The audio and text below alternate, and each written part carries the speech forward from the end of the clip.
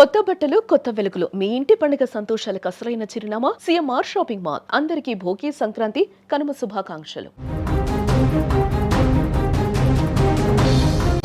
బెంగళూరులో టెక్కీ దారుణ హత్యకు గురైనట్లుగా తెలుస్తోంది. మహిళ రూమ్ లో అర్ధరాత్రి ఒక యువకుడు చొరబడ్డాడు.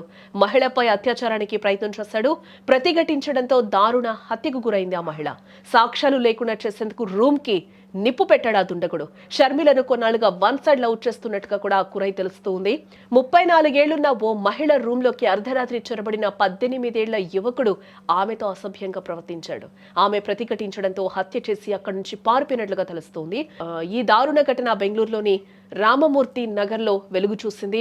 మంగళూరుకు చెందిన షర్మిల గత 2 ఏళ్లుగా రామమూర్తి నగర్ లోని సుబ్రహ్మణ్య లేఅవుట్ లో అద్దెకు తీసుకున్న ప్రైవేట్ అపార్ట్మెంట్ లో నివసిస్తుంది. నగరంలోని ఒక ప్రైవేట్ కంపెనీలో టెక్నీషియన్ గా పనిచేస్తున్న ఆమె తన స్నేహితురాలు షబరీన్ తో కలిసి డబుల్ బెడ్రూమ్ ఫ్లాట్ లో ఉంటుంది. అయితే షబరీన్ గత 15 రోజులుగా పని కోసం ఢిల్లీకి వెళ్లడంతో షర్మిల ఫ్లాట్ లో ఒంటరిగా ఉంటుంది. అయితే ఆమె పక్కింట్లో ఉంటున్న కల్నల్ కురై అనే ఒక యువకుడు కొన్నాళ్లుగా షర్మిలను వన్ సైడ్ గా లవ్ చేస్తూ ఉన్నాడు. అయితే వారిద్దరికి ముందే పరిచయం ఉన్నప్పటికీ కల్నల్ ఈ విషయాన్ని షర్మిలకు చెప్పలేదు. దీనికి తోడు ఆమెపై ఎప్పటి నుంచో కన్నేస్తున్న యువకుడు షర్మిల ఇంట్లో ఒంటరిగా ఉన్నట్టు తెలుసుకున్నాడు.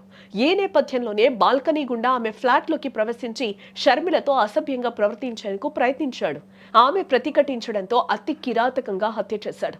అనంతరం సాక్ష్యాలు లేకుండా చేసేందుకు రూమ్ ను తగలబెట్టేశాడు.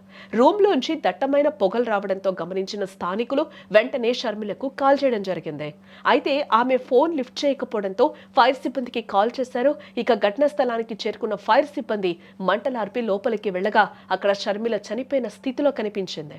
అయితే ఆమె శరీరంపై లేదా దుస్తులపై ఎటువంటి కాలిన గాయాలు లేకపోవడం, ఫ్లాట్లో మద్యం బాటిల్ కనిపించడంతో పోలీసులు అనుమానాలు వ్యక్తం చేస్తూ ఉన్నారు. ఈ ఘటనపై కేసు నమోదు చేసి దర్యాప్తు చేయగా కల్నల్ విషయం వెలుగులోకి వచ్చినట్లుగా తెలుస్తోంది.